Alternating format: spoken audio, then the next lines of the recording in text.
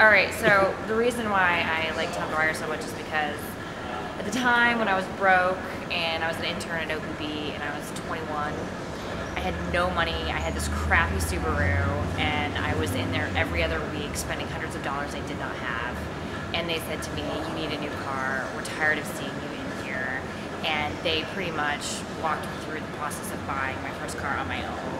And they did a diagnostic on a couple different vehicles for me, and I'd take it in, and halfway through they'd be like, you don't want this car. And I thought any mechanic that is going to hold my hand and make sure that they see me less has got to be honest. I mean, and I've been a loyal customer ever since. And that was 13 years ago. And then when I moved to North Portland and Northeast Portland, they incorporated their shuttle service, which made it really convenient for me to continue going to them. And even the other day, I called and talked with Ken because I'm in the market to buy another car, and I was like, what do you think I can get for my truck? And he was just super helpful, and they're fabulous. They're one of the few businesses out there that have a lot of integrity and just good business service, and that's why I've been loyal. And I tell everybody I work with, and no matter where I'm living, and when I was working at OPB, I'm always like, go to Tom Dwyer, you're going to get reliable service. You may pay a little bit more for oil changes, but it's worth it. So I've continued to go to them for 13 years, even though I'm located in North Portland. And it's kind of a pain for me now, but I don't care. I know when I go, I'm going to have good service, and I'm not going to be lied to or jerked around. And the fact that they've had the same people there forever is a good sign. So they're a really good local business. And I like the environmental things that they're doing too. So thumbs up Tom Dwyer. That's great. Technically, just two, because I started seeing them when I had this Subaru. It was old. It was like an '83 Subaru, and this was back in like '94, '95. And the truck, I ended up buying a truck, a Nissan pickup, and which they helped me buy. And I've had that car for 10 years. I mean, actually more than that. I paid $5,000 for it, and I've had it for 10 plus years. And it's finally to a point where, you know, it's getting to that stage of, yeah, the repairs are going to start to become more than the car's worth. And, you know, every time I go and ask them, like, you know, what do you think I need? They're very consultative. I feel like if there's anything that ever needs to happen and it's going to cost a little more, they always call me and let me know. The one time that I was kind of a shock in the price, they didn't call and let me know, and they basically waived I think it was the parts of the service. So I ended up paying more than I had anticipated, but I mean, they took a hit because they didn't follow through with calling me like they said that they normally would, and they didn't even blink an eyelash. They just said, this is what we're going to do for you.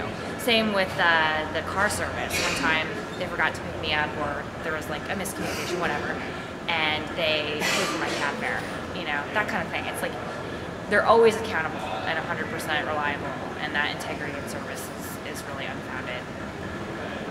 You know, I think they're always really good about being communicative, and if I have a question, they'll break it down for me in layman terms, and they always do it in a really friendly way. It's never condescending.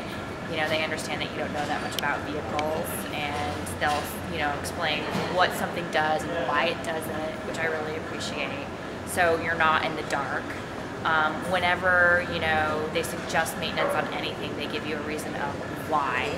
And they're always kind of telling you what to expect, and which is just, again, I really appreciate, because there's never any surprises. You know, it's not like, oh my God, I have to spend, you know, $1,000 and I'm blindsided by it. I kind of can brace myself that it's coming. Whether or not I can afford it is another question, but at least you're not like, oh God. So that's always good. So. Well, that's one of the reasons why I think I'm really loyal with them, is because I was a young girl at the time, and I really felt that they were looking out for my best interest. Because it's true. I mean, you know, as a female, you probably are in a little bit more of a vulnerable position, because you're like, you know, I don't know, like fish and shoot, or shooting fish in a barrel. You walk in and you're like, obviously, you know, and I think most people, though, I don't want to worry about my car. I don't really care how it works. I just want it to work. And I'm a very, you know, to me a vehicle is from point A to point B. And I won't buy a car that they won't service. You know, like I would never go with like a Saab or something, even though for foreign cars they're fairly good. But if they don't service them, I'm like, no. I won't get a Subaru because they said that, oh, they're expensive to fix. I mean, I kind of feel like they're my car consultants. I mean, really, I'm like, well, what do they think? And I totally trust what they say.